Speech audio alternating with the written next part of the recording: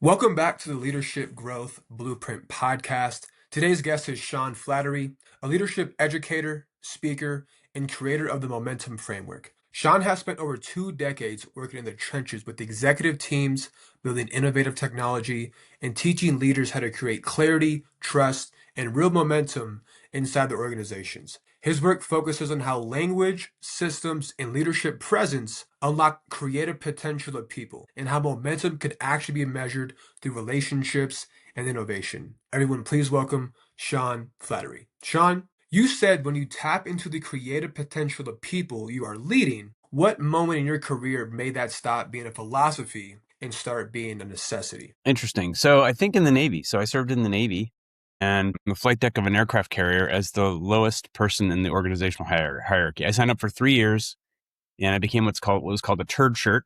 I wore a brown colored shirt, rust colored shirt. I carried rusty chains up and down 2 flights of stairs and I tied down F-14 Tomcats. And I served for only 3 years because that was the minimum you could sign up for and get the full GI Bill at the time. And it was an exciting time. Imagine I'm a young kid right out of high school. By the way, the best marketing campaign ever for the military was the movie Top Gun. I don't know if you've seen that. Absolutely, yeah. And I was working on F-14 Tomcat, so I was like really, really excited to be there. And I showed up, full of energy and ready to go, ready to learn the job. And I had a commanding officer who really, as a leader, behaved a little differently. He was quite profoundly optimistic. He had a bias towards action. He had a level of resilience. Like we had some problems in the squadron. I just watched the way he would respond when there was a problem in the environment that was quite profound. He set the standard. He broke the mold for me and set the standard for what leadership really looks like. He would come down to the line shack where we worked. That's what our shop was called when you wore a turd shirt. We were part of what's called the line shack. So he'd come down the line shack and talk to us periodically. He'd bring his clipboard down. He had big goals for the organization, big goals. But he'd bring this clipboard down and he'd talk to us about. And he always when he walked in the door, he always broke the silence. Someone would yell, "Attention on deck," and you'd have to stand and salute, and then you'd wait for the officer's orders, and he'd be like, "At ease, gentlemen," and he'd immediately get into connection. Connection before content is the key here. He would immediately get into this state of, "Hey, how are you doing? Did you get mail from the family in the last mail drop? What did you do on your time off? How are the Bills doing?" He got to know where some of us were from and would connect with us on sports and things like that. But he always made a point to connect at a human level before he would pull out the clipboard and get into the work.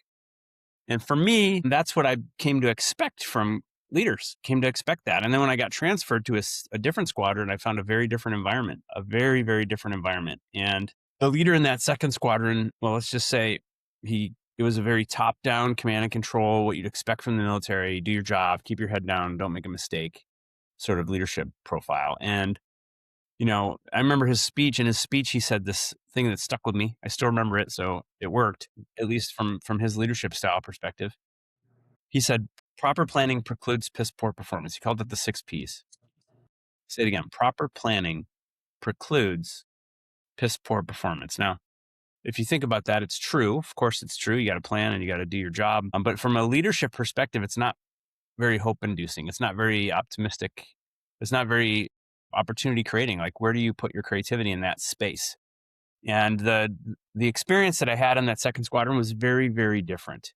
So having that contrast very early in my life at the ripe old age of 18, 20 years old, was eye-opening, and it gave me a window into the behaviors of leaders that I want to emulate, that I want to see in my organizations, that I want to see around me.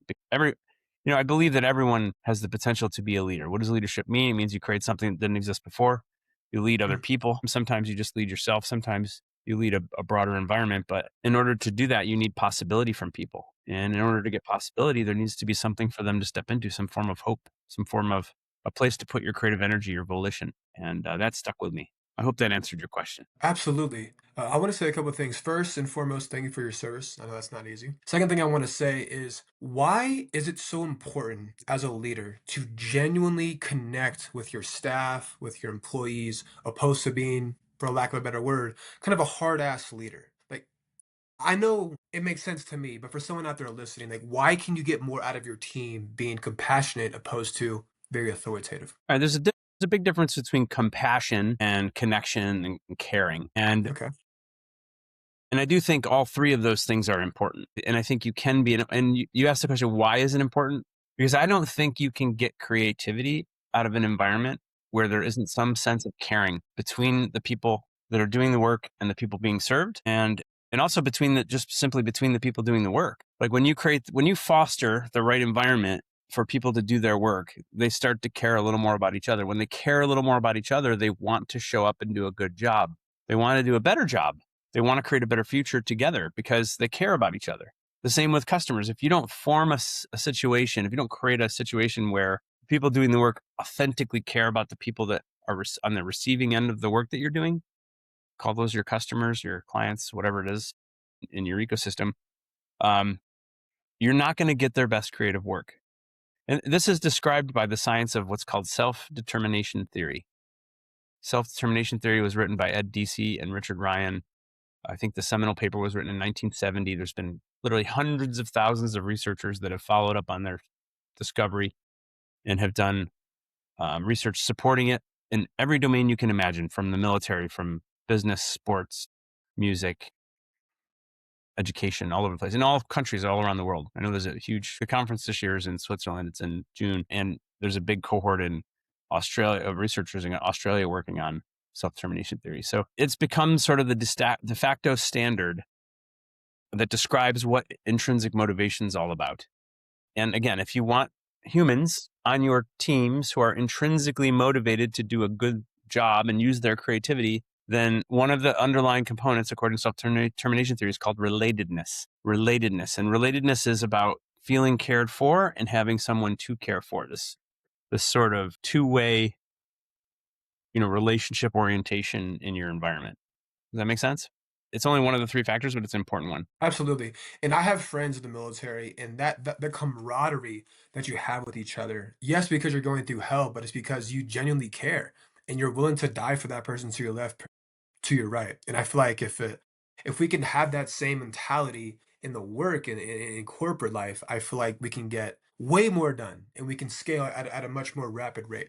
And obviously, you have probably more to say about that. But I do want to ask you about your framework with momentum. So, how did you come up with this framework? Can you please explain to us what this framework is and why it can benefit corporations? It's a culmination of many, many years of reading, research, positive psychology, business books, business philosophy, everything that I can get my hands on. And I'm still reading. It's a corpus and it's never going to be done. But the core for sort of frameworks or ideas that it is really founded on, number one, I already explained, it's self-determination theory. It's the fact that humans get up in the morning when they have someone to care for and they understand what the goals look like, how to measure that success. They get up in the morning with a spring in their step when they have autonomy, when they're not feeling like they're being manipulated and controlled. So they have a sense of freedom and enough structure for that freedom to be useful to them. And they have a sense of competence, like their showing up matters. They have a sense of competence and a sense of self-esteem in that environment that matters to the success of that organization. So when those three things are present, that's what maximally intrinsically motivates us. That's the core of the framework. I've laid it out in a systems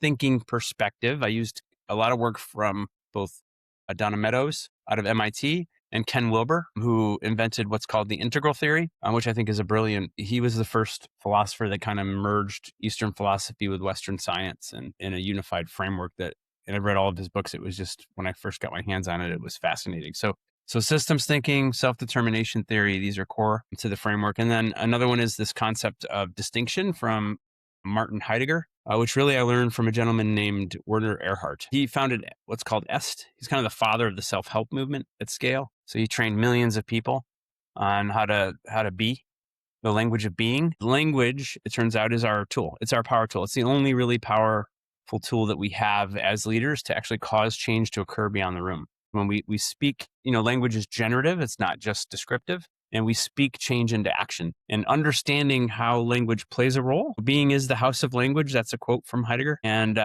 if you understand how it works and how you're showing up and forming distinctions that matter in the context of the work that you exist to do as a group, and you learn how to scale that, that's really important. And that's foundational to the momentum framework. And last is some concepts that I learned from a gentleman named Michael C. Jensen, working for him for many years. And, business isn't business if you can't make a profit at the end of the day. And understanding incentives, understanding human incentives, not beyond just the intrinsic motivation, but also the extrinsic, and free market capitalism. I believe firmly that free market capitalism is the single greatest force in the history of mankind for lifting people out of poverty. If you look at any system, the communism, any system from our collective history that moved from that to free market capitalism, you see a huge lift in the quality of life of a lot of people. It's not perfect by any stretch. There's bad actors, like in anything, but if you look at it as a system, it's been amazing. So when you combine those four sort of core philosophies around free market capitalism and self-determination theory, systems thinking, and the integral theory, these and language as the house of being, and how we can better use language to construct a future, that describes the momentum framework. That's what underpins it. And I've made it as simple as it needs to be and no simpler, so that leaders can use it the next day. So they learn it, they can use it the next day and actually see an improvement in the way that their teams are able to think through organizational problems, diagnose what's going on, and move to a better collective future. Great insights. Thank you so much. I like how you brought up words. Words can move nations. Mm. It's almost, yes, when we speak out loud, those are actual words, but your internal dialogue, our thoughts, are very similar to words. So, from my understanding, it's words or thoughts create an emotion, and therefore that creates our action. So, if you want to take different action, you need to change how your state. You need to change how you feel. Why do you change how you feel? Your internal dialogue. Or if you're a leader, you be more positive, or you show a little compassion, and you fire up your team, right? Do you have any more insights on that, or am I I have lots. understanding that correctly? I can go for days on that if you want.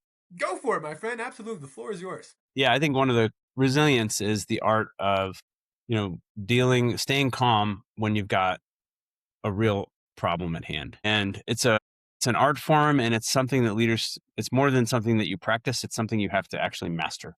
Because if you can't master it for yourself, then you're not going to be able to master it for others. And when the organization has a disaster, it's possible the whole organization fall apart if you don't have a cool Mhm. mind and learn how to deal with it. At the same time, one of the mistakes I've seen a lot of leaders make is they try to squash emotion. And if you think about it, one of the frameworks I teach is inside of the momentum framework is called the constructive feedback model. And it's a grief curve, basically. You get a piece of constructive feedback and you go through the grief curve. So your teams do this. Everybody's team does this, on the daily, right? So you get a piece of feedback from a customer that your work product is not up to par. It sucks. They're not happy. The first experience you have is a little shock, maybe a little anger. I've seen teams get mad. They get mad at each other. They get mad at the customer. They get mad at the competitor. They get mad at the market. They get mad. Then they move into a state of denial. Then they move into a state of, the customer doesn't know what they're talking about. Then they move into a state of bargaining, negotiation, justification. They have all kinds of excuses for what happened. And then they move into a state of acceptance where, oh, you know what?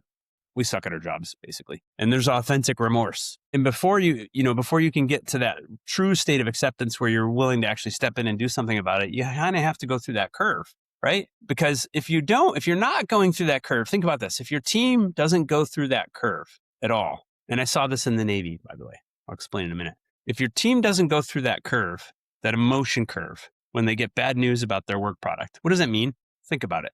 What does it mean? It means they don't care about their work, right? It means they're apathetic. And I experienced that in the Navy, in that second squadron under that commander who was just about keep your head down, do your job.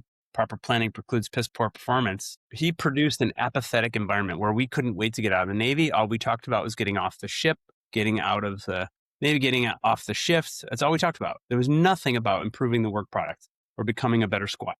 So that's what you risk if you try to squash out the emotion.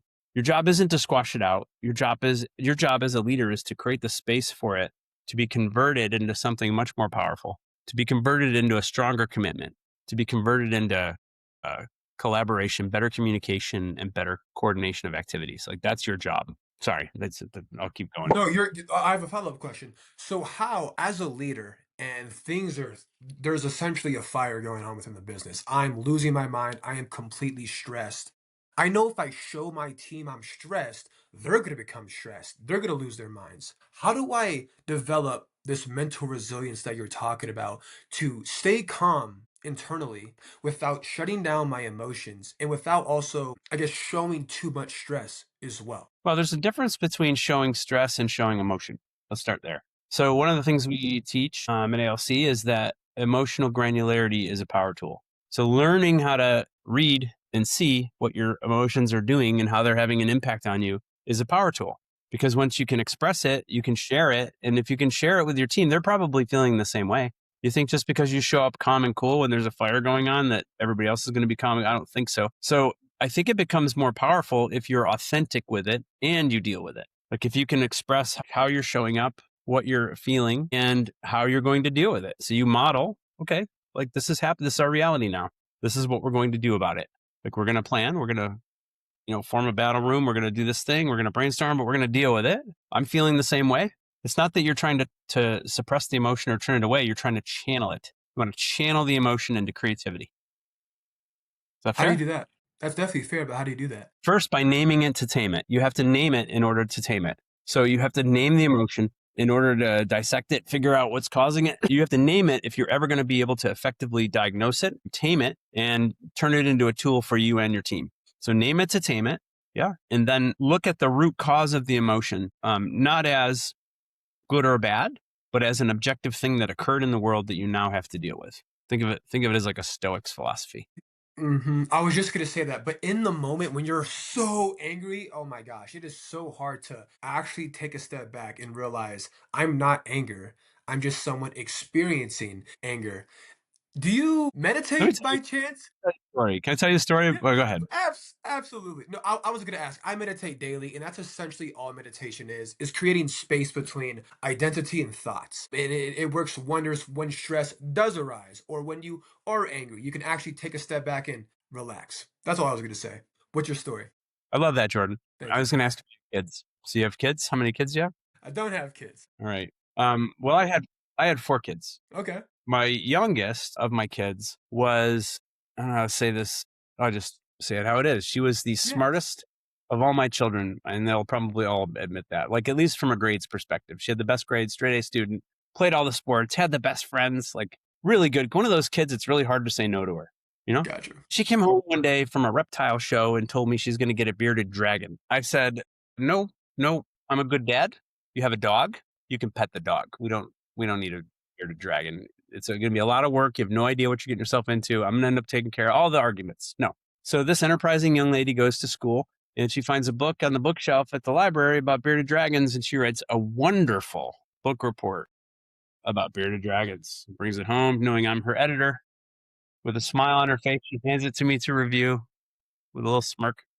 I review it. I'm, oh, that's sweet. Nice try. Give her my write up. Of course, she got an A on it. She comes back a week later with another book report. Guess what it's on? Bearded Mm. Dragon. Got another A, and then another, and then another. I think the librarian went out and sourced some more books for her on bearded dragons just to torture me. Okay. She Nice. took an office class. This little enterprising young lady took an office class. She did a PowerPoint presentation on the pros and cons of bearded dragons, on how to take bearded dragons are better than dogs, and here's why. Like it's beautiful arguments laid out in a PowerPoint presentation that I had to sit through and watch. Okay, posters were painted. I opened up my pantry door one day. There's a beautiful painting of a bearded dragon. There was a pottery class. Anyway, you know where the story's going. We ended up with a bearded dragon. Now, and in our house, we don't do pets. Like pets are at the top of the organizational dominance hierarchy of my home. The father is somewhere down at the bottom. The pets are at the top, then the kids, then my wife and her friends, then the family, then I'm down at the bottom somewhere. Anyway, but the pets are at the top. So we get a habitat for this bearded dragon that's 4 times the size of a recommended habitat for a beardy. It's like the entire freaking wall in my daughter's room. It's got a little pond spa area. There's a like sandy, rocky area. There's a beach. There's a cave system in there that she with big rocks. There's a hammock in the darn thing where she puts the beardy back in the hammock after he's been out all day, and he just looks at me like, "Who's winning this game, sucker?" You know.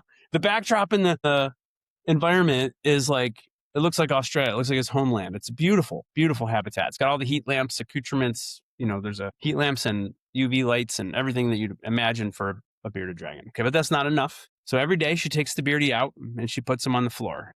And reptiles are incredible to study. Like, I'm a biologist by nature. My undergrad was in molecular genetics. I've been fascinated with nature, the science of life, the biology of life, the code of life, so to speak. So it actually became kind of fun watching this guy's behavior. So she put him on the floor and he'd run around every day, like immediately, very curious. They're very curious. They need to map out their territory. Once they have a good map of their territory, they're extremely particular and they follow patterns to a T. Like, you know exactly what he's going to do. He gets put down. He runs every single day to the same spot in my house. He goes to my bedroom and he props himself up on the plate glass window and he stares out and he just looks. I'm in front of Lake Ontario, so you got a view of the lake and there's a forest there. I don't know what he's looking at. I have no idea what he's looking at, but he'll sit there for 4 hours without moving a single muscle. He's just staring out the window. Okay. Until eventually he gets bored. And when he gets bored, he comes down off the window. He gets crazy eyes. He puffs up. His beard turns black. And he runs as fast as he can across the carpet in my bedroom until he hits the hardwood floors that are in the room next door. He's going so fast you can hear his little nails from downstairs. You know, that's Charlie. He's on the run. He runs. He hits the hardwood floors. And he's running so fast you can hear his nails. And he spins out. He crashes in the makeup counter, turning the corner because he knows on the other side of the wall is a full standing view mirror with another bearded dragon to go fight. Every single day, he goes and fights the beardy in the mirror. And then he passes out and we put him back in his cage and the whole cycle starts over again the next day. This is Charlie. The cool thing about beardies, this is a great story, yeah. The cool thing about beardies, though, the lesson to be learned that answers your question about this is that all of these behaviors of what's called fight, flight, freeze, facade, action and engagement in some form or another, fight, flight, freeze, facade, the emotions that you experience when there's a disruption in your environment. Like Charlie all of a sudden comes to the realization, there's another beardy over there. I know he's there. He's coming after me. I'm going to go get him. So that emotion triggers a physiological response. It's the same in humans. It's not bad. We treat it as bad. You've been treating it as bad. Think about it. You get flustered. You're upset. You treat it as bad. And the moment you choose to treat it as bad, it becomes harder to deal with. How should we look at it then? It's just biology, man. It is what it is. Think about it. I'm going to respond this way. This is what happens when I am triggered. When something bad happens and something bad did happen in your environment that caused it to occur, the emotion, though, is not bad. The emotion is a signal. It's a signal that you got to do something about. So treat So it you have, exactly it is. It's just a signal. and you have to accept it, essentially. Because I feel like for me, it's like you're angry, you're stressed, and you're upset that you're angry. You're upset that you're stressed, opposed to realizing, okay, I'm stressed. Like you said, name it to tame it. And that's so funny. As I'm looking back just over personal experiences, when I have identified the certain emotion that I am feeling, as soon as I named it, I actually did tame it without even knowing like your framework. You know, that's pretty cool. Yeah. And when you master Which I have this, not. you never will, but when you get to a certain stage in mastering it, you can start to do it with people in your ecosystem, people that you serve, that you lead and serve with some degree of skill. Like, instead of saying, "Are you sad?" you can state their emotion that you perceive with a little more precision, and it has the same calming effect. Naming it tames it. Just naming it, having an open conversation about it allows you to move back into root cause and away from the negative side of the emotion without suppressing the emotion, because you want that emotion. It's because people care that things get done. It's because people are attached to the result and they're attached to the perceived shame with not doing good work, so to speak. It's because they care that you get the best work from them. So, on that note, do you have a specific example or a case study or a success story of you utilizing these frameworks inside of an organization and they loved it, they exceeded, succeeded, all the positive things? I can effectively say, I don't like to brag and I don't need to You brag. So should. if you go on my LinkedIn profile and just read through the recommendations, they're all heartfelt from CEOs and coaches of CEOs that have seen the impact of the work firsthand. Anybody who takes this work seriously and adopts the frameworks gets a positive result from it. At least that's been my experience so far. And it's been, I would say, I've spoken to over 2,000 leaders through the Vistage ecosystem alone so far. I'm here in Bali right now. So I'm going to Malaysia in a couple weeks. I got 7 talks for CEO groups in Malaysia. So I'm getting to That's spread this. I'm getting to spread this content, these ideas, these distinctions globally, which has really been fun for me in my pseudo retirement. no, for sure. How Yeah. How did you even manage to get into the situation where you're at now? Like you studied something completely different in college, and I believe you have a tech background. Now you're a leadership executive. How the hell did that happen? Yeah, well, so I grew up on the western side of Rochester, New York, in a little town called Gates. Family was, we had a lot of love in our house, but not a lot of cash, not a lot of money. And I was told I had to go to college. It was like the only way I was going to get out of that environment. And I was one of four children. I was the only one that did end up going to college, was able to make it out and go to college. But I did it through the GI Bill. And I became fascinated with leadership, like I said, in the Navy. The first book I read on it was off the bookshelf on the Navy ship, called Psyche Management by a gentleman named Abraham Maslow, who you might have heard of if you ever took a psychology class. And so back up a little bit. When I was a kid, about 11 years old, one of my best friend's fathers was a teacher at our local school. I mean, he taught software programming. I learned to code on a Commodore VIC-20 at 11 years old. So I learned code. Line number basic was the first thing I learned. You had to actually transcribe the program from book to cassette tape, essentially, is where you saved it. But you transcribe it on the computer, then you save it on a cassette tape, and 16 whole K of RAM. I learned to code. I never stopped coding. Like, I became absolutely fascinated with software and code and hacking, and all through my teen years and into the Navy, I learned Fortran and Pascal, and I just never stopped coding. So when I got out of the Navy, I went to school. I wanted to study. I always saw software and computers as like a game when I was a kid. No one gave me the insight that this is going to change the world, you know? It didn't occur to me like that when I was young. It was just a skill that I had. So when I got out of the Navy, I said, where could I go to study logic? Because I'm very logically oriented, systems thinking. If you haven't figured that out, it's like my thing. So I was going to be mechanical, electrical engineer. I went to Canton ATC up in New York, um, on my GI Bill, and then I took a biology class and learned about genetics. And I was like, oh, the code of life.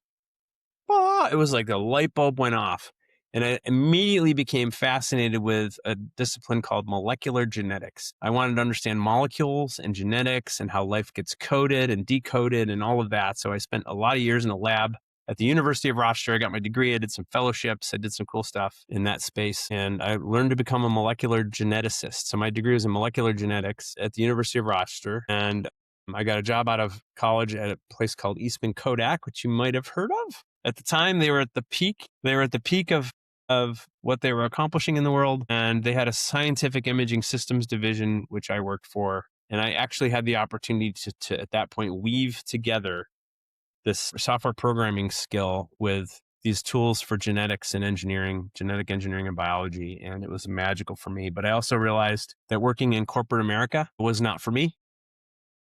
I hear you. Not I just couldn't believe how little I was being paid for the amount of value they were extracting from my work. And it was a pretty interesting time. The internet happened, and Microsoft put out a platform called ASP, Active Server Pages, and you could literally script a database onto a website in like 3 lines of code. And I was like, whoa, that's going to change the world. The light bulb went off. Literally a week after that platform came out, I hung a shingle and started being a software gun for hire. And then before I knew, I had more work than I knew what to do with.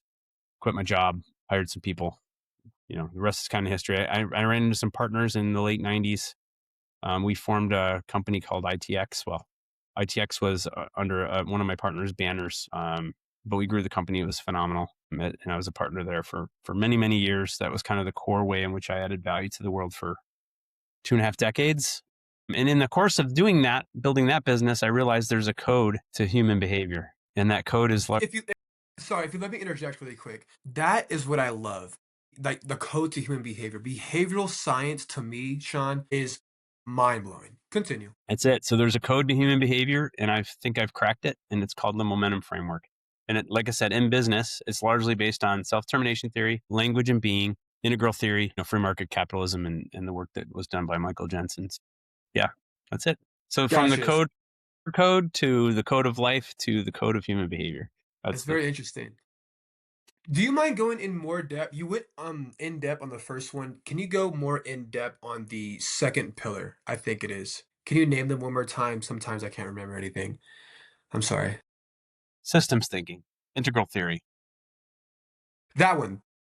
Ken Wilber and Meadows, Donna Meadows out of MIT. Basically, One of a leader's jobs is to be able to see the forest for the trees, right? So every system exists within a system, and every system is made up of subsystems and microcomponents. And if you can get your arms around how that system flows together, and you can articulate it well, and you can build systems around optimizing for the flow between the different components within the broader system, like if you can systematically dissect that in ways that are, first of all, visual, so you can express it and understand it, and you can get other people to understand it. That's kind of the core of integral theory and systems thinking for me. Make sense?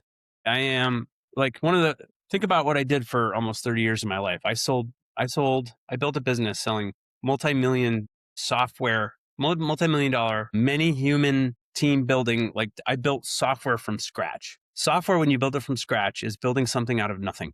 There Mm, was there wasn't something here, and now there is, and you can't really even see it. It's bits and bytes and pixels on a screen. It's like it requires your ability to induce a lot of confidence. So I learned how to essentially sketch on the back of a napkin how we're going to make this product successful in various ways, and I learned how to turn ideas into visual frameworks that people can actually use.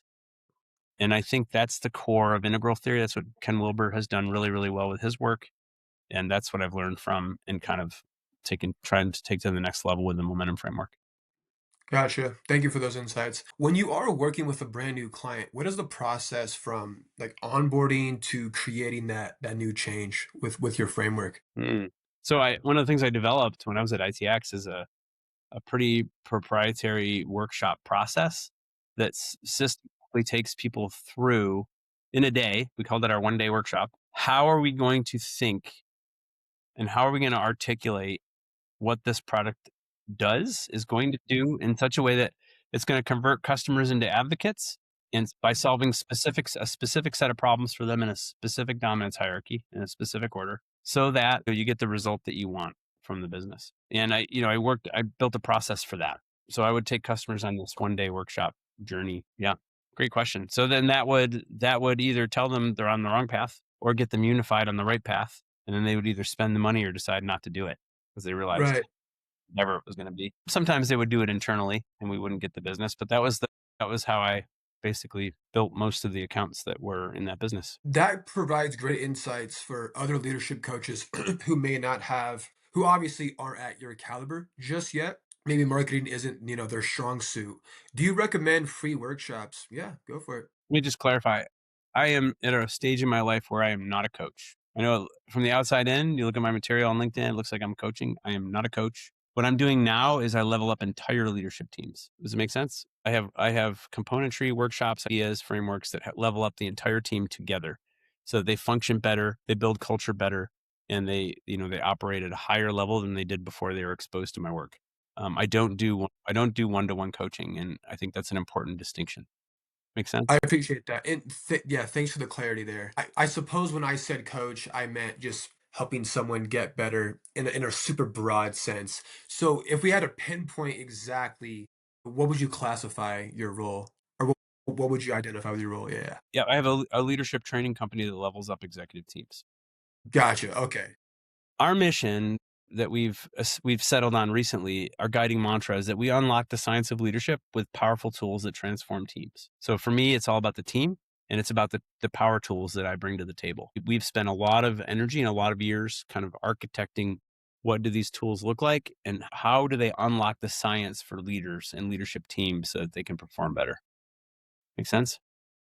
Percent. How long would you say that process is from not knowing you to Sean, I love your methods. You're definitely the guy that I want to work with to you changed our company forever. Thank you. How long is that process? Well, it goes back to your question about free workshops. You started to ask, do you find giving free workshops is helpful? I did for a little bit at ITX and they were not valued. So my theory on anything free is that it is not valued. And you as a coach bring a lot of value to the table. So what I figured out is you can treat it like a loss leader and just charge a small amount. I do this through Vistage as a great example.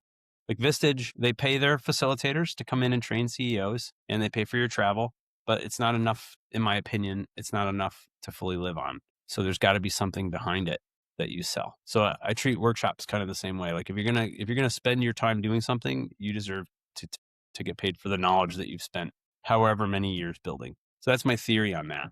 Now, for me, so I've walked out of one of these Vistage workshops where I spent 3 hours with CEOs workshopping some of the ideas, and they've hired me on the spot.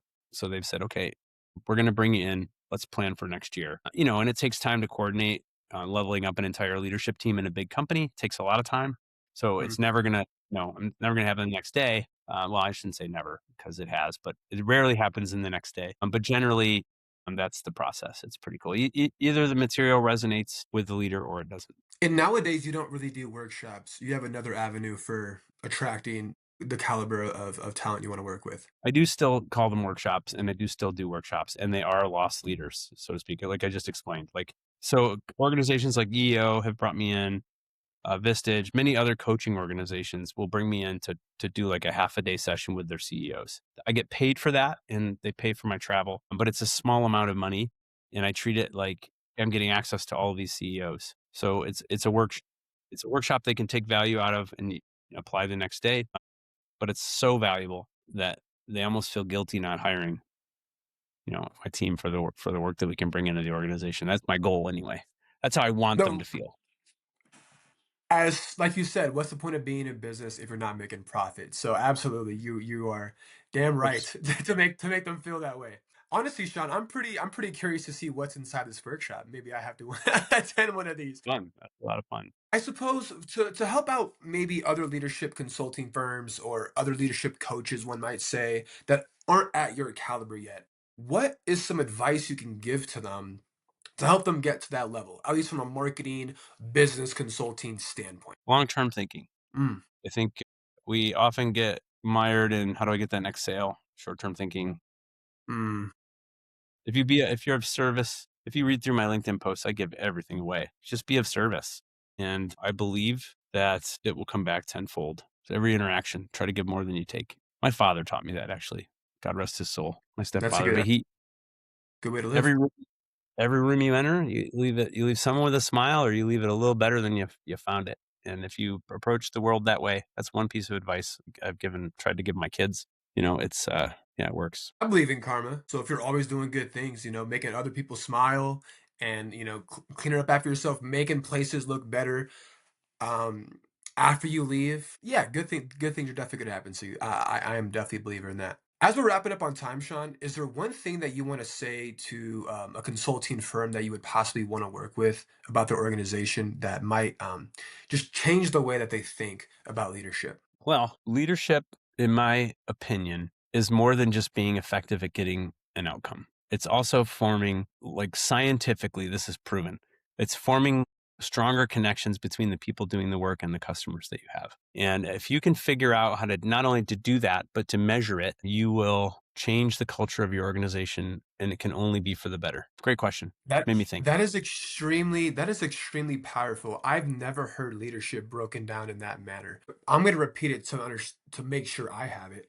You said leadership is not necessarily about getting your team to work more effectively, but it's about creating that connection between the people doing the work and the customer. That is such an interesting take on leadership. And I feel like some of it stems from the business mind that you possess. And no offense to other leadership consulting firms, but not all of them have that business mindset.